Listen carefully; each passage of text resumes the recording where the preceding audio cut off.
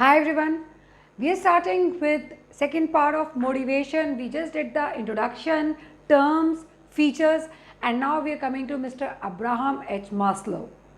He is a psychologist, or he was a psychologist, who gave a particular kind of hierarchy of needs. He said that needs which are basic to human nature. We are talking about needs, not the want. Wants are something specific which we desire, but needs are basic to our nature.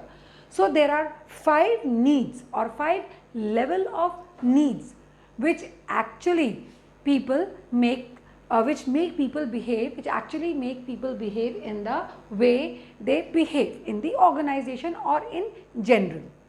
So people have some kind of needs which really make them strive towards something, or their inner feeling gets, or the urge or the desire comes out because of the hierarchy of needs, the level of needs.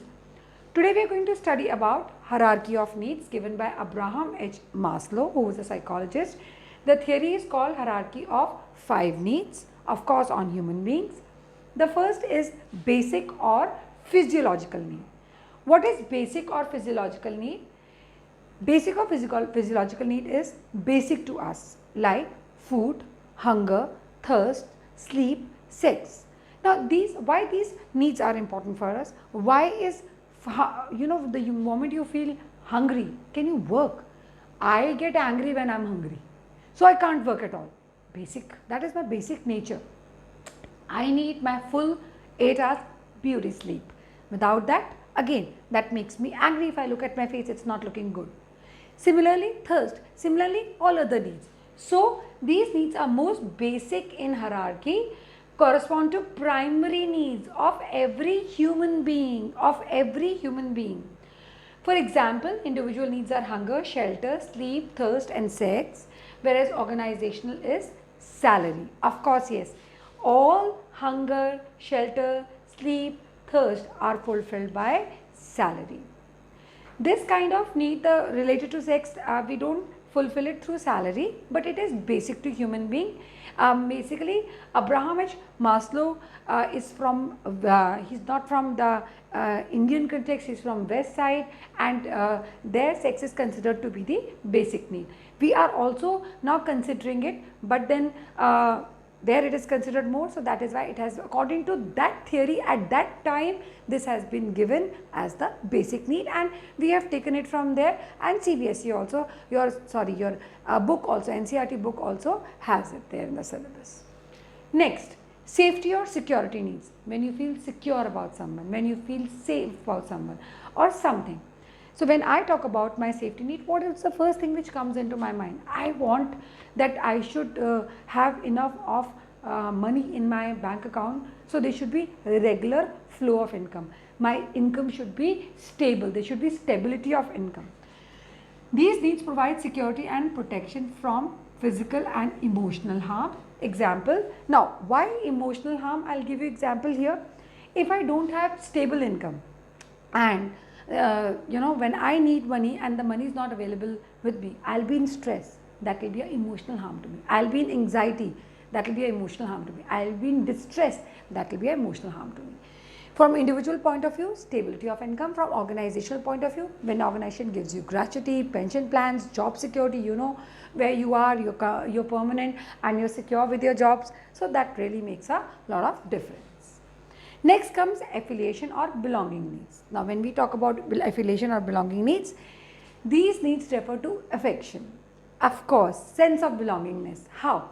You go to your school and every day you meet your friends and you talk with them, and during this lockdown this is a problem, you haven't met them, but otherwise whenever you meet them you feel happy about it. And lockdown has given you this kind of stress, but still your friends are there, you chat with them, you video call, you Zoom call, so things are FaceTime. So all this is being like, okay, quite comfortable, okay, friends are there. Next day, suppose if the schools are regular and if your friend doesn't go to the school, you call him up, are you going to school tomorrow?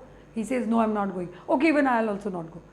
How is your not going to school related to your friend? Why? Because there is a sense of belongingness, affection, affiliation attached to it. Similar happens in the organization. But now I would not call up and ask my colleague, hello colleague, you're going or not? She says, no, I'm not going, even I'm not coming. That won't be there.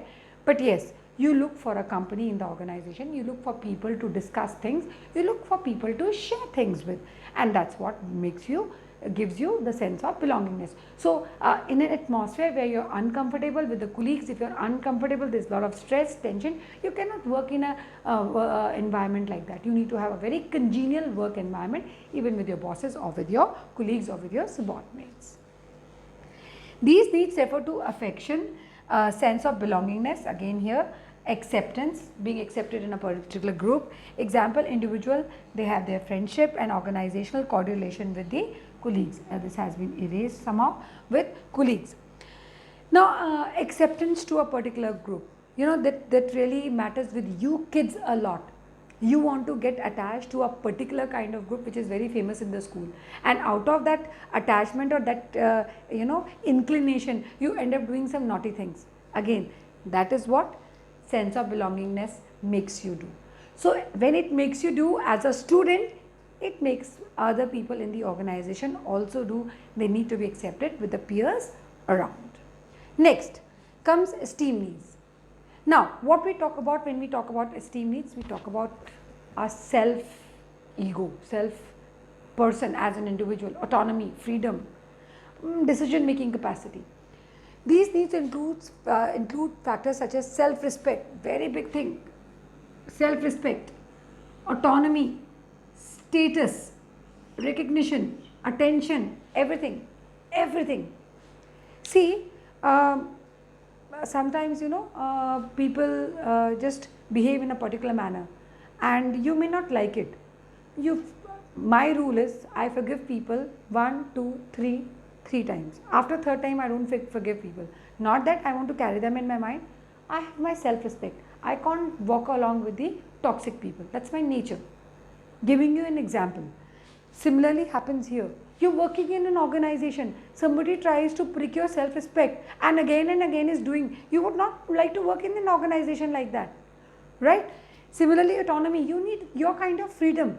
We're not talking about children, but in an organization with the bosses, with the subordinate, you need some kind of independence to take your own kind of decision. And that self-worth is very, very important. If you don't have it, you're not motivated to work in the organization.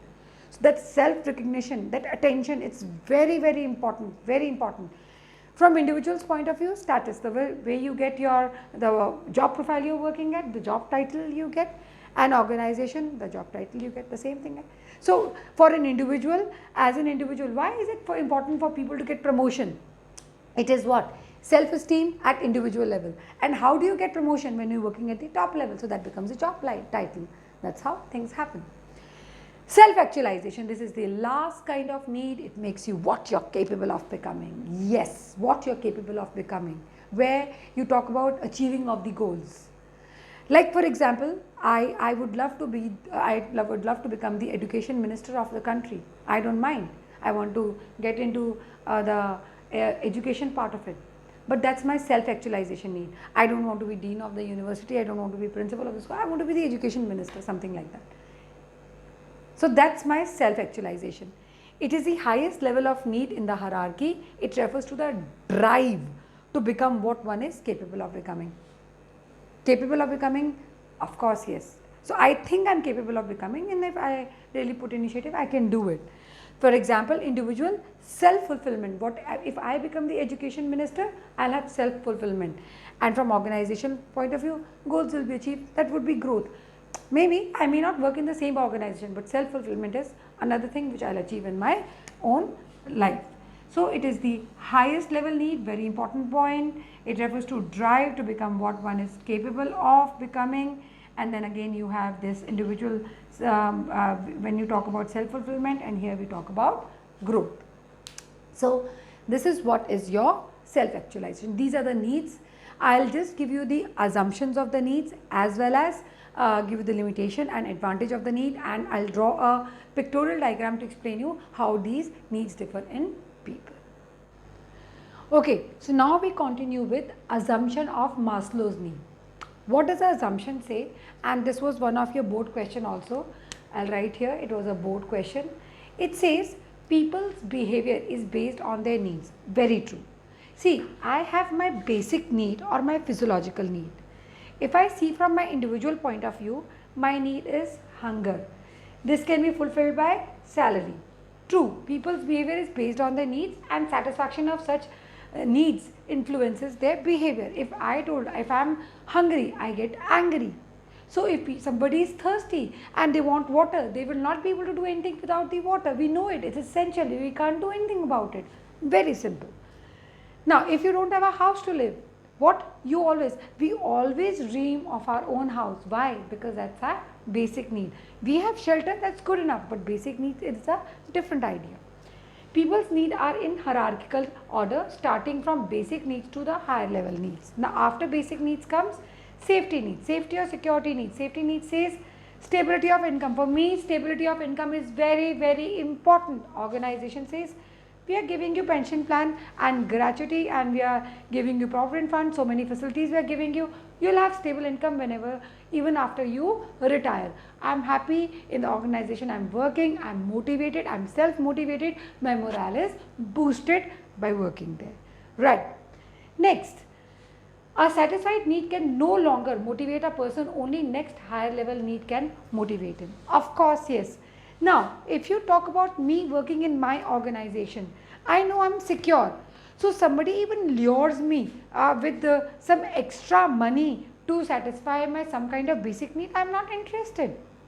If I'm already secure where I'm working, and if somebody tries to lure me with a better opportunity of job, in reality, I'm not interested. I've turned down many offers to work in different places. Why? Because I'm very satisfied by where I'm working.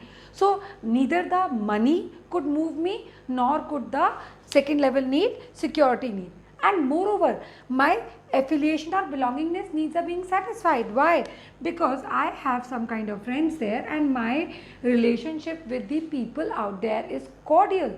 So my colleagues, I have cordial relationship, and some of them are friends. We meet in the evening, we go sometimes out for a coffee, or we go for movies together, or we go for shopping together. My needs are being satisfied. There is a need to actually challenge another need. There is no need. So once your needs are satisfied, they don't affect you, and they actually don't affect you. That is why when Abraham H Maslow gave the needs, he knew how these needs affect our day-to-day lives and why these are to be in chronological order. And nobody else has defined needs in such a beautiful manner as he has done it. Next, we go on to the next point. A person moves to the next higher level of hierarchy only when the lower need is satisfied. Of course, you cannot start making friends and then say, go to one friend's house and say, I'm hungry, give me food. They'll give you food for 1 day, 2 days, 3 days. Best of the friends also can give you for 10 days, and after 10 days they'll say, please start working. We can't look after you and your family for more than 1 month or 2 months or 15 days or 20 days. So ultimately, you need to satisfy this need, and then you get, see, you wanted peer recognition. How can you get peer recognition if you don't have a status? How can you tell somebody you are an individual if you are not having any kind of self-respect? So you need to earn it, and you have to go one by one. So once your basic needs are satisfied, once you are secure about your job, once you have friends, then comes your ego. Many times people say that whenever we join a new organization, we behave ourselves very nicely. Once we are confirmed and we know we are not going to be thrown out, and organization needs us, then only we show our true color. How bad it is. But people do like that. Then start. A small thing told by the boss, ego gets hurt. Ego doesn't get hurt when the boss is telling when you've joined new. Why? Because you want that job. But once all these needs are satisfied, ego ka panga aa jata, ego gets immediately affected. So that's where the status of the person and the job title makes a difference. Alright, next we talk about self-actualization. Self-actualization talks about self-fulfillment or achievement of goals, and it's very rare that people achieve their goals, all goals in life, and they are self-fulfilled.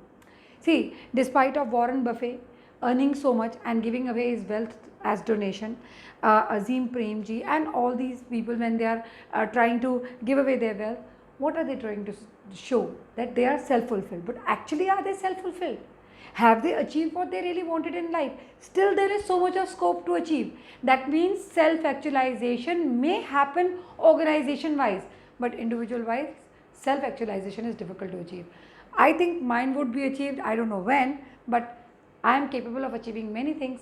My goals will be achieved when I will be self-fulfilled, I myself don't know.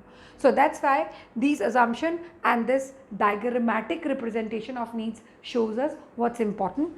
This first level of need is again basic need, second is security, third affiliation, fourth esteem needs, fifth self-actualization. I've showed you like this. Why? Because I just wanted to tell you that how the needs move in hierarchy. Okay, so this is your basic needs, this is your security needs, okay, and this is your love, affiliation, right? You want to be loved, yeah, everybody wants to be loved in any ways. So whether you're working in the organization or wherever it is, there is one limitation and two merits of the same. Limitation first is that the propositions are questioned on the classification of needs and hierarchy of needs. First limitation, people have questioned, how have you thought of classifying needs like this? How can somebody classify needs like this? How can you put some kind of hierarchy for needs? That's the limitation which has been questioned. And the merit is, whatever is the proposition or whatever is the demarcation or whatever is the classification, these needs help managers to understand human behavior, one, and second, helps managers to identify that need levels are important to provide motivation, because you cannot motivate anyone directly onto the esteem need. You cannot hurt my ego to make me work if I am hungry. I am sorry, I have no ego. I can't even think of ego. I am hungry. If I am not loved by somebody, ego is already hurt. You can't work on my self-respect. I don't have anything to talk about. I'm already self-depressed. So you cannot talk or you cannot motivate anybody until unless go through the hierarchy of needs. I hope this topic has worked out with you. Next we'll be talking about incentives and different types of incentives and motivation. Till then, bye-bye.